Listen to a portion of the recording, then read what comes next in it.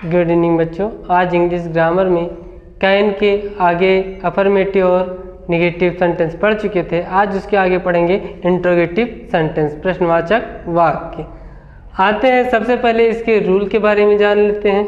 क्या है पहला रूल? है जब वाक्य क्या से प्रारंभ हो तो सब्जेक्ट से पहले कैन का प्रयोग करते हैं। कहने का तात्पर्य है जो हेल्पिंग वर्ब हमारी कैन है, वाक्य अगर क्या से प्रारंभ होगा तो हम सब्जेक्ट से पहले कैन का प्रयोग करेंगे।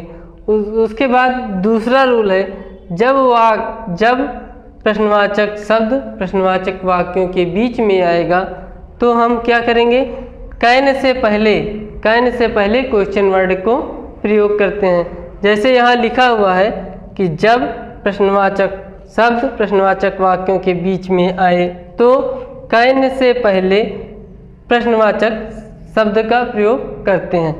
उसके बाद तीसरा रूल है हमारा, प्रश्नवाचक वाक्यों में के साथ नकारात्मक वाक्यों का प्रयोग हो तो वर्ब से पहले नॉट का प्रयोग करते हैं।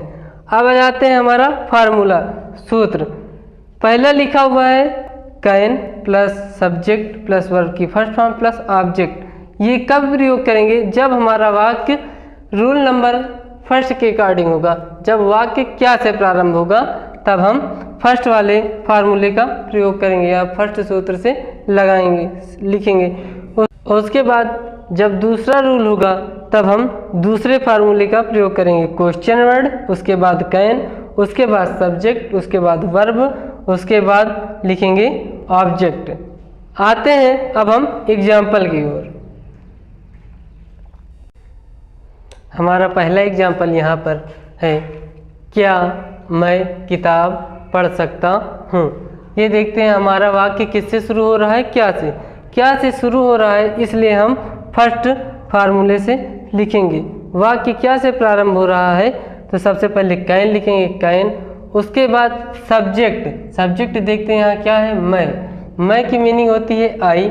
उसके बाद वाक्य हम देखेंगे वर्ब क्या है, वर्ब इसमें है पढ़ना को इंग्लिश में हो जाएगा रीड। और ऑब्जेक्ट देखेंगे, यहाँ ऑब्जेक्ट लिखा हुआ है तो ऑब्जेक्ट क्या हो जाएगा, बुक। और उसी प्रकार दूसरा एग्जाम्पल देखते हैं, लिखा हुआ है दूसरा एग्जाम्पल, क्या रमेश दिल्ली जा सकता है, तो इसमें हो जाएगा। इसमें भी देख रहे हैं वाक्य क्या से प्रारंभ हो रहा है, पहले फार्मूले से करेंगे तो सबसे पहले लिखेंगे कैन, उसके बाद सब्जेक्ट है रमेश तो रमेश हो जाएगा। उसके बाद वर्ब क्या है, जा रहा है तो जाना का होता है गो। और उसके बाद object Delhi, go to Delhi. इसका सेंटेंस हो जाएगा can Ramesh go to Delhi. उसके बाद तीसरा एग्जाम्पल है, क्या तुम मुझे मार सकते हो। इसको भी उसी प्रकार करेंगे जैसे हमने ऊपर के दो एग्जाम्पल कर चुके हैं। जैसे इसमें लिखा हुआ है क्या तुम मुझे मार सकते हो, तो इसमें लिखेंगे कैन यू बीट मी। वाक्यों के अंत में क्वेश्चन वर्ड का प्रयोग अवश्य करें। अब उसके आगे देखेंगे क्वेश्चन वर्ड जब वाक्यों के बीच में आएंगे तब कैसे हम प्रयोग करते हैं। लिखा हुआ है राधा क्यों पढ़ सकती है, तो देख रहे हैं वाक्यों के बीच में आ रहा है क्यों की मीनिंग क्या होती है। सबसे पहले उसको लिखेंगे वाई, उसके बाद कैन, उसके बाद राधा, सब्जेक्ट लिखेंगे और उसके बाद वर्ब, तो ये हो जाएगा वाई कैन राधा रीड। दूसरा एग्जाम्पल है हमारा, बढ़ई मेज कब बना सकता है, तो इसमें लिखेंगे सबसे पहले कब की मीनिंग व्हेन, उसके बाद कैन, उसके बाद सब्जेक्ट। जैसे यहाँ बढ़ई लिखा हुआ है तो उसका हो जाएगा कारपेंटर, बनाना का मेक, क्या बना रहा है मेज, तो उसका हो जाएगा टेबल। तो पूर्णतः सेंटेंस क्या बनेगी मेरा, when can carpenter make the table. उसके बाद तीसरा है राकेश कौन सा गीत गा सकता है, तो इसमें देखेंगे भाई कौन सा की मीनिंग विच होती है, परंतु इसमें कुछ रूल है।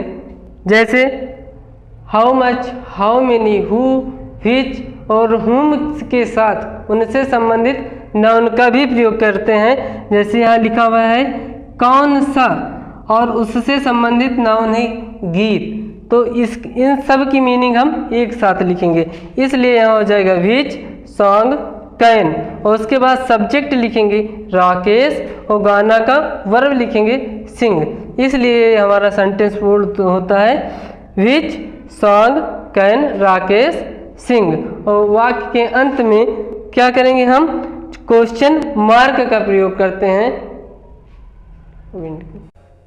अब आगे देखेंगे, इसमें लिखा हुआ है क्या राधा गीत नहीं गा सकती है, तो इसमें लिखेंगे क्या लिखा हुआ है, प्रश्नवाचक वाक्यों के साथ नॉट का भी प्रयोग है, नहीं का, इसलिए हम लिखेंगे कैन।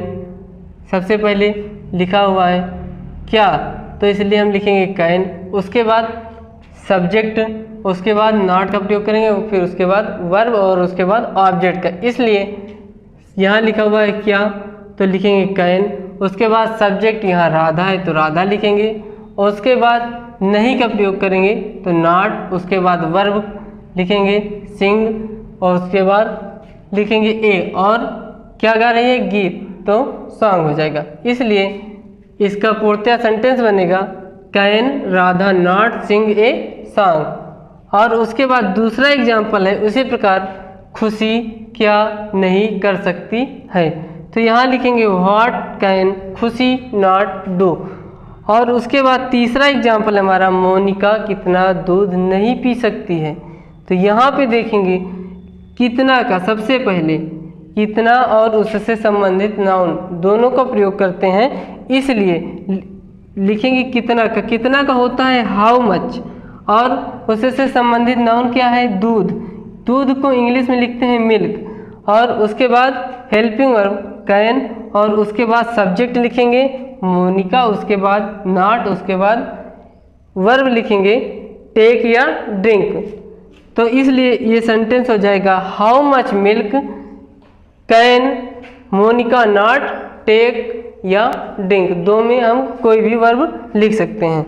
और उसके बाद लिखा हुआ है अनीस कौन सा खेल नहीं खेल सकता है, इसमें हम देख रहे हैं एक तो आया है भाई कौन सा खेल, एक तो आया है हमारा क्वेश्चन वर्ड के साथ खेल, एक दूसरा आया है खेल सकता है, तो एक का तो हमारा हो जाएगा प्ले, और जो नहीं खेल सकता है एक का हो जाएगा दूसरे का प्ले, ठीक।